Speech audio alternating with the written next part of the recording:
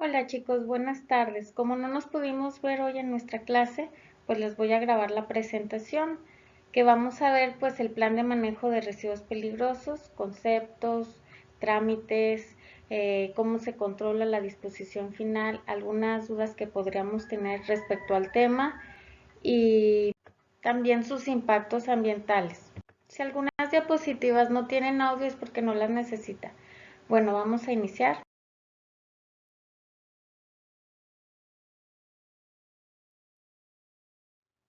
Esta diapositiva nos habla más de las jerarquías dentro de las leyes, las normas, los reglamentos que hay en nuestro país.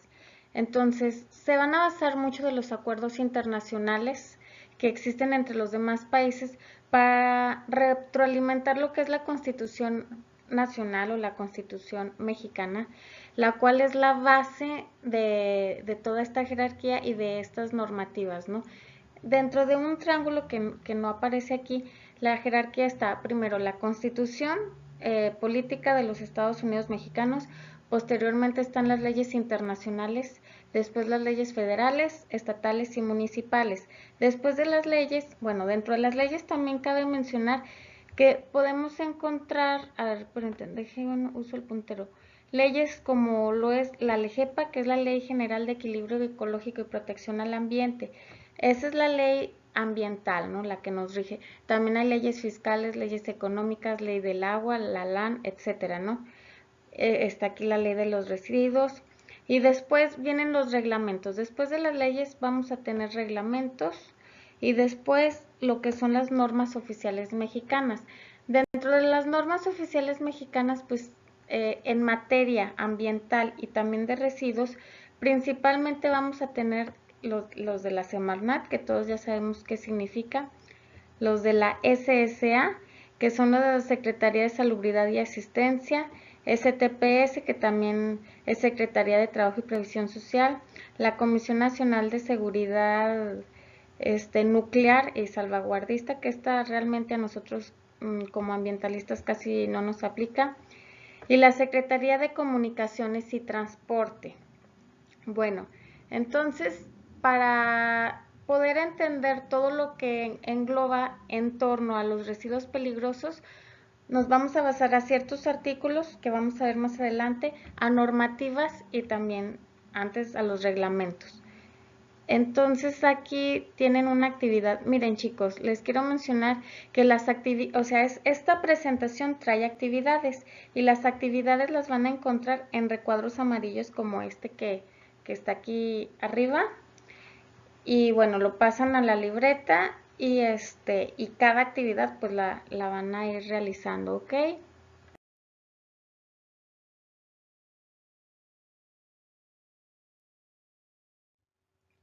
La LEGEPA en materia de residuos peligrosos cuenta con 5 capítulos que a continuación se los voy a leer.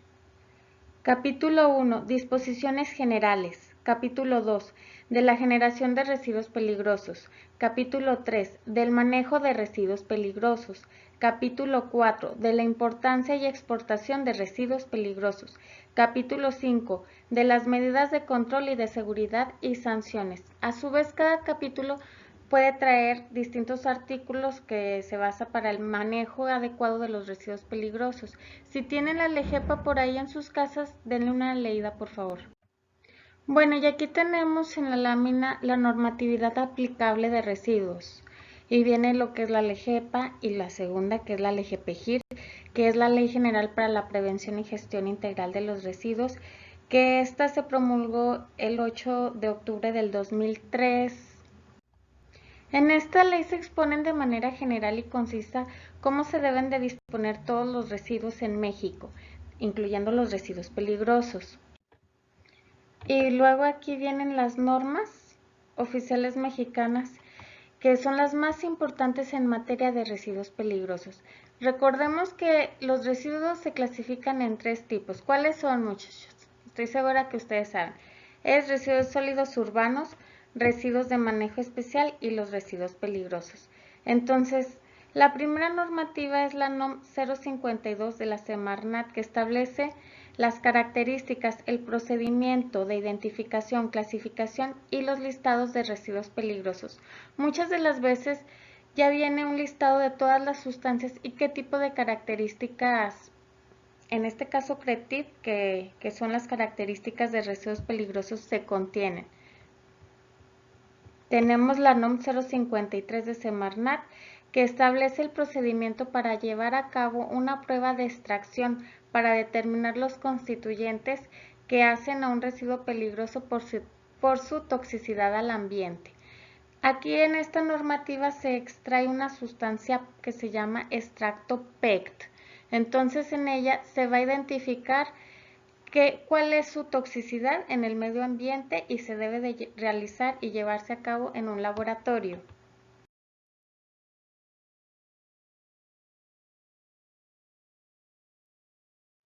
Bueno, y estos son otro tipo de normativas de materiales peligrosos, donde en la primera es más que nada para ver cuáles son aquellos materiales peligrosos, ya no residuos, sino materiales.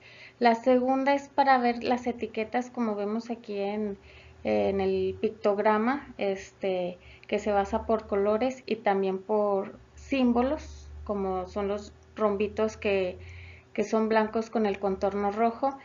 Y en la tercera norma, que es la NOM 003, es para las características que deben de llevar estas etiquetas de envases, por los cuales se debe de llevar a cabo de acuerdo una guía y un inventario que las empresas pues con ese material deben de contar.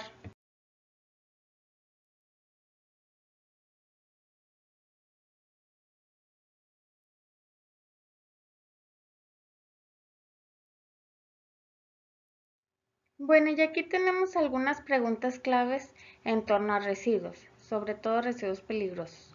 La primera, ¿por qué es necesario controlar la generación y disposición de los residuos? Controlar la generación. ¿Se acuerdan del reduce, reusa y recicla? Bueno, obviamente es también para controlar esa generación. Reutilizar aquellas cosas que ya tenemos en casa. Esto debido a que el crecimiento demográfico es exponencial. Actualmente somos más de 7.000 millones de personas que tenemos todos necesidades. Hay una pirámide que se llama la pirámide de Maslow, no sé si han escuchado hablar de ella. Es una pirámide de necesidades donde están primero las necesidades básicas, que es la necesidad de alimentarnos, ¿no? Como sociedad o como individuo. Posteriormente está la de vestimenta, luego la de educación y espiritualidad y al último la de recreación y tecnología. Entonces, ir cubriendo paso a paso, primero obviamente las que son la base, las necesidades fundamentales para poder sobrevivir y al último pues ya la puntita que es de recreación, tecnología, etcétera. Vamos a necesitar muchos recursos naturales y obviamente en el sistema de producción va a haber muchos residuos. Entonces es muy importante también tener conciencia desde dónde compramos las cosas que vamos a necesitar día con día. Bueno, de hecho hay una tendencia en que las personas que son ecologistas, ambientalistas como nosotros, seamos muy selectivos a la hora de comprar nuestras cosas, ¿no? Hasta el mandado. Por ejemplo, el mandado en los mercaditos locales. ¿Para qué? Para así también reducir la huella ecológica. Porque, por ejemplo, cuando vamos a Walmart, que traen las manzanas de Estados Unidos, todo el trayecto, pues imagínense, o sea, son volúmenes grandes de dióxido de carbono que se están emitiendo a la atmósfera debido al transporte que se está necesitando para traer ese tipo de productos alimenticios acá donde nosotros los vamos a comprar, cuando a lo mejor hay productores más cercas.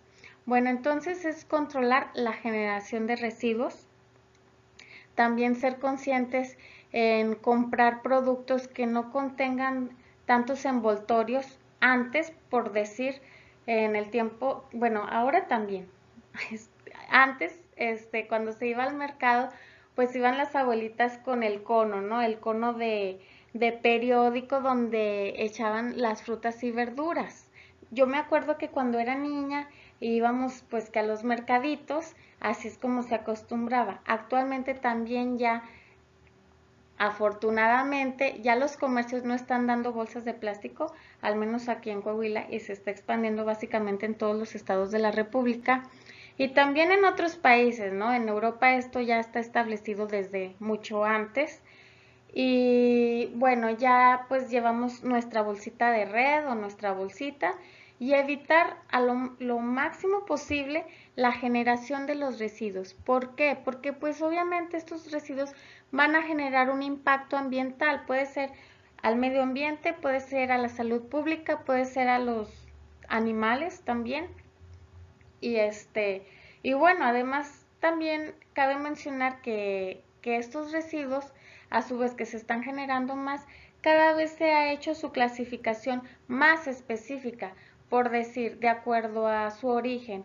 ¿Dónde se están generando estos residuos? Si se están generando a nivel municipal, si se están generando en la casa, pues ya sean residuos sólidos urbanos, no peligrosos, aunque a lo mejor si tengamos lubricantes y aceites que entraría dentro de las características de un residuo peligroso, pero si se está generando en la casa, entonces ya no es residuo peligroso.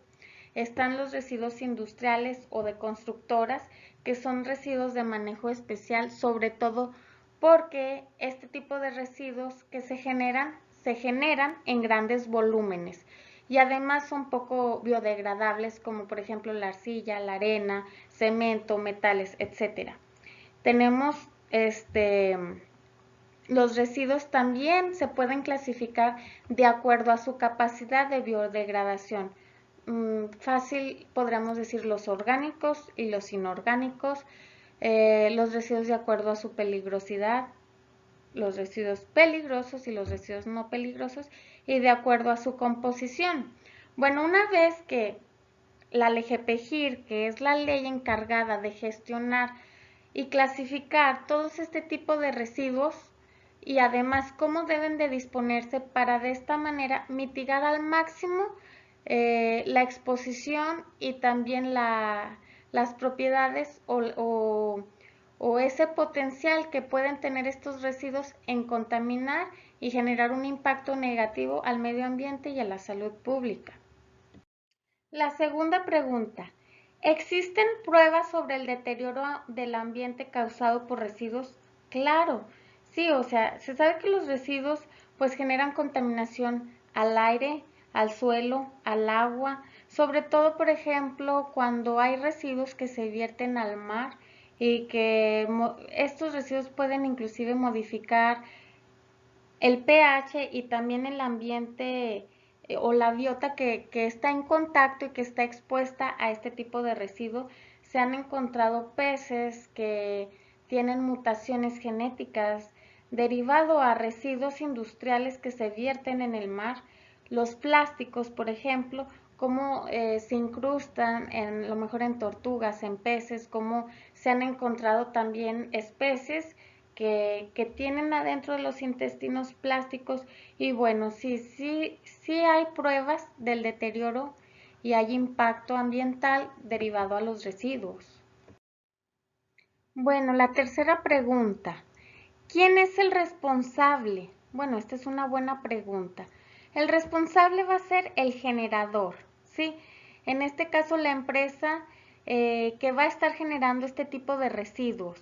Y además es muy importante que se debe de conocer todo respecto a este tipo de residuos, desde su generación, los volúmenes que se están generando, las fuentes específicas donde se genera este residuo, los tipos de residuo, si son líquidos, si son sólidos, sus características, el almacén, disposición, todo lo que esté en torno a los residuos peligrosos. Porque recuerden que se debe de tener una bitácora que se debe retroalimentar para cuando se tiene que entregar la cédula de operación anual. En esta lámina es un extracto que les copié de lo que es la guía de cómo se realiza la cédula de operación anual, ¿sí? Ustedes también pueden ahí buscar el reglamento y la guía para llenado de la cédula de operación anual Y bueno, te va a hablar desde emisiones, de descargas de agua y también de residuos. Entonces este es de residuos peligrosos. Y aquí vamos a tener, aquí vemos el registro de la generación, manejo y transferencia de residuos peligrosos, su identificación de la información necesaria y sus fuentes. Entonces aquí chéquense todos estos puntos y bueno, el listado, ¿no? Entonces aquí tenemos un catálogo de claves del instructivo para la elaboración de la COA. Entonces tenemos la clasificación de residuos peligrosos de acuerdo a la NOM 052. Tenemos el listado 1 aquí, que es la clasificación de residuos por fuente específica, por fuente no específica. En el listado 3, clasificación de residuos peligrosos del desecho de productos químicos fuera de especificaciones o caducos. Y bueno, por favor, lean esta diapositiva tranquilamente. La cuarta pregunta: ¿qué registros debo mantener y presentar ante la autoridad? Bueno, también es fácil, o sea, ustedes pueden entrar a la página de Semarnat, a la página de trámites, y ahí van a ver dos trámites, pero es importante identificar claramente qué cantidad y tipo de residuos estamos generando y en qué año, qué cantidades, qué volúmenes y qué características tiene este tipo de residuos para poder reportar. Entonces también hay bitácoras que se pueden ir llenando y que además en ciertas columnas vienen ciertas características. Un tip muy importante para poder tener este tipo de herramientas es tener un balance de materia, todas las entradas y todas las salidas. Obviamente tú puedes ir al almacén y generar checklists, listas de chequeo. Entonces vas a compras. En este mes, ¿qué se compró? No, pues se compraron ciertos lubricantes, estopas, no sé, estoy hablando a lo mejor un ejemplo de un taller mecánico. Ciertos lubricantes, estopas, grasas, metales, herramientas, etcétera. Y al final del mes, ¿qué salió? O sea, a lo mejor no de ese mismo mes, sino de compras que se hicieron anteriormente. Entonces, este balance lo tienes que hacer mes tras mes con corte, pero al final los resultados de todos los residuos que estás generando los vas a obtener anualmente.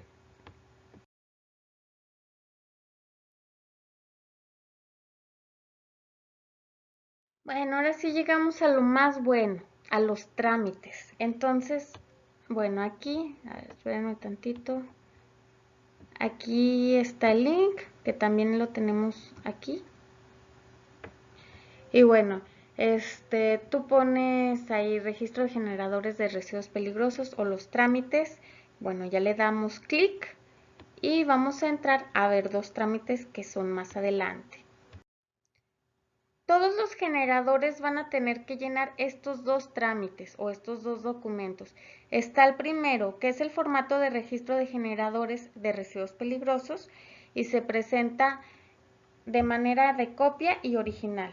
Y también, bueno, una cosa, cuando tú entregas la cédula de operación anual, lo entregas en un disco, que es manera virtual, y también en manera física, ante la Semarnat.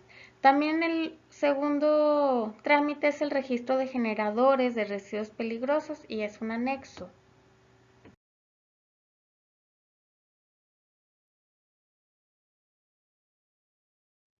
Bueno, y en esta lámina vemos la clasificación de los residuos que ya se los he mencionado anteriormente y va a basarse mucho de acuerdo al origen donde se están generando. Si es en una casa van a ser residuos de sólidos urbanos. Si es en una constructora, residuos de manejo especial. Si es en un hospital, por decir, residuos peligrosos. Va a contar mucho también el volumen que se está generando. Obviamente en nuestras casas todos tenemos residuos peligrosos, pero porque es un volumen pequeño, entonces normalmente los podemos disponer al igual que los residuos no peligrosos, que son residuos sólidos urbanos. Y después tenemos esta clasificación del cuadrito por residuo y bueno, cómo se basa también su confinamiento. de acuerdo a las normas oficiales mexicanas y los inventarios. ¿De qué depende la peligrosidad de los residuos? De que poseen propiedades inherentes o intrínsecas que les confieren la capacidad de provocar corrosión, reacciones, explosiones, toxicidad, incendios o enfermedades infecciosas. Quiero mencionarles que la NOM 018 es la que muestra los pictogramas y que manejan la identificación, como podemos ver en este diagramita. Y bueno, ahí en la NOM 018 consúltenla por favor y van a notar todos los pictogramas que existen. Y aquí pues también vienen, ¿verdad?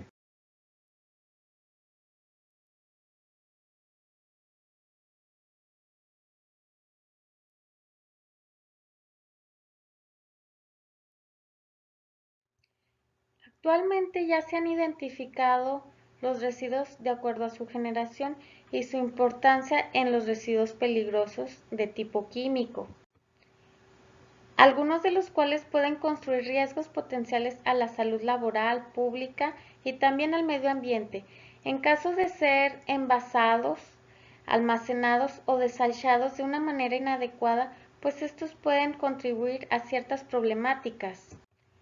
Lo que podemos ver en esta lámina es el objetivo es identificar y clasificar los residuos y podemos ver que hay trámites administrativos, hay trámites internos de los residuos, estos sí los voy a leer, está la separación, está el envasado, etiquetado y el almacenamiento, y está también los documentos de gestión, documentos de aceptación de residuos peligrosos, documento de control y seguimiento de residuos peligrosos y sobre todo, y el más importante, el registro de residuos peligrosos. Aquí podemos ver un diagramita de cómo es la ruta para desde la generación hasta pues la disposición dentro de la empresa de este residuo peligroso. Vamos a empezar con el inventario, que ahí les di el tip de cómo se puede sacar de acuerdo a una lista de chequeo que se va a retroalimentar tanto en compras como en almacén. Entonces tenemos el inventario y la clasificación de residuos, por lo cual pues debe de haber un formato. Después vamos a llevar al envasado. Muchas empresas normalmente van a tener una zona de control o una zona roja donde ahí van a estar resguardados por cierto tiempo porque es un almacén temporal, o sea, de poquito tiempo, los residuos peligrosos y normalmente tienen ciertas características como por ejemplo en lo que es la superficie o suelo debe de estar cubierta de acerrín y debe de estar limitada.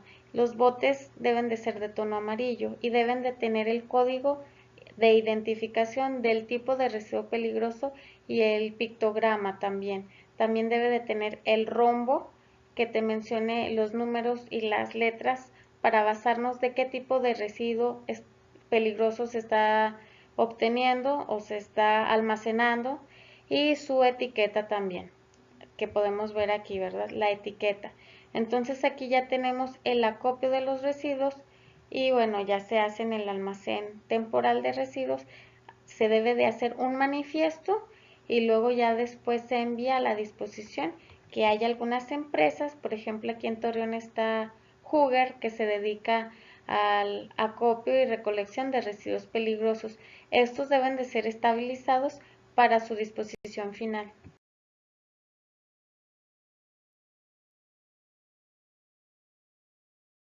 Ahora vamos a hablar de ciertas características de residuos peligrosos, iniciando con los corrosivos. Los corrosivos, bueno, es cuando tienen un pH muy extremo, ya sea igual o menor a 2, que estamos hablando de un pH ácido, o cuando sea igual o mayor a 12.5, o sea, un pH muy alcalino. Bueno, esa es una de las características. La otra es que es un líquido no acuoso y que tiene la característica o condición de corroer acero al carbón y bueno, también eh, tiene una acción química que puede provocar grandes daños cuando está en contacto con tejido vivo, como podemos ver en las imágenes. Aquí está pues una chica que que tienen la piel dañada, ¿no? Entonces, muchas veces también los ácidos se consideran como sustancias corrosivas. Bueno, la característica de las sustancias reactivas es que cuando éstas están en contacto con agua o con alguna otra sustancia, o a lo mejor simplemente con la humedad o temperaturas altas o sobre todo altas y también presión, pueden reaccionar de una manera muy explosiva, violenta, liberar mucha energía, eh, puede generar gases tóxicos y nocivos. A este tipo de características se conocen como características reactivas. Aquí en el recuadro nos dice que es un líquido o sólido que después de ponerse en contacto con el aire se inflama en un tiempo menor de 5 minutos. Cuando se pone en contacto con agua reacciona espontáneamente y genera gases inflamables en una cantidad mayor a 1 litro por kilogramo del residuo por hora y posee en su constitución cianuros o sulfuros liberables cuando se expone a condiciones ácidas. Ahora, las posibles reacciones. Tenemos combustión espontánea, liberación de gases inflamables, liberación de gases tóxicos o irritantes, generación de calor, reacción violenta y aumento de la velocidad de combustión. Ahora hablemos de los explosivos. Bueno, estas sustancias producen una expansión repentina por turbulencia originada por la ignición. Sí, la ignición viene siendo esa combustión que pasa y sucede rápidamente de cierto volumen de vapor y que este es inflamable, y además también tiene la característica que se acompaña por un ruido estruendoso cuando es una explosión, junto con fuerzas físicas violentas, ¿verdad? Eso es una explosión. Y bueno, estas explosiones normalmente pueden dañar estructuras por la expansión rápida de estos gases que suceden. Y aquí nos menciona en la lámina que, bueno, dice, es capaz de producir la reacción o descomposición hasta a 25 grados centígrados y a una presión que es relativamente normal, ¿verdad? Aquí también hay una clasificación de sustancias explosivas que vienen en el índice de tono verde, y tenemos una actividad, es investigar y ejemplificar la clasificación de sustancias explosivas.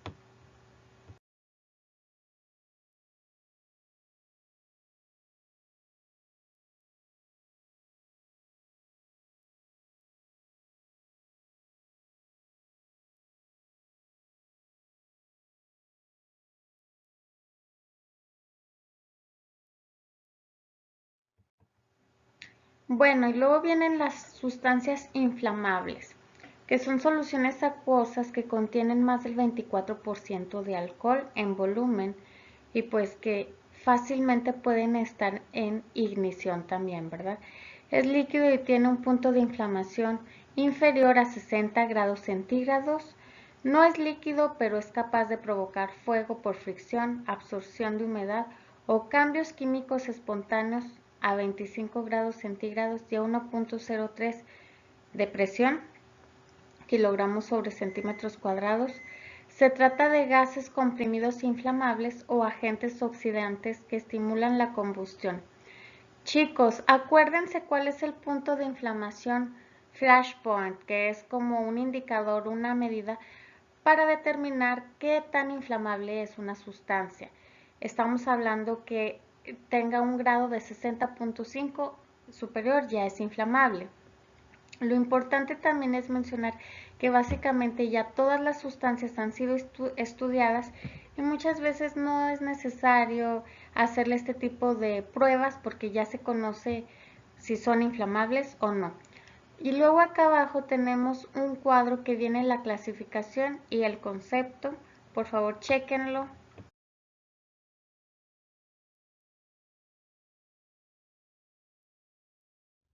Bueno, estos residuos biológico-infecciosos o sustancias infecciosas son las que se esperan que en sus propiedades contengan patógenos, Los patógenos son definidos como microorganismos donde pueden incluirse bacterias, hongos, virus, riquezas, parásitos, etc. Todo aquello que pueda representar un riesgo o un daño a la salud de las personas o bien también de los animales. Bueno, y aquí nos menciona que son aquellas sustancias que se generan durante las actividades asistenciales a la salud de los humanos o animales, que se producen en los centros de salud, laboratorios clínicos o de investigación, o bien bioteros también. Aquí tenemos unas imágenes que pueden entrar dentro de la sangre, cepas, utensilios también de laboratorio, residuos orgánicos, y algunos desechos también de cirugías. Bueno, por favor también sigan la actividad. Aquí hay un link, es una presentación que profundiza ya todas las características y todo respecto a los residuos peligrosos biológico-infecciosos. Entonces, hacen esta actividad también.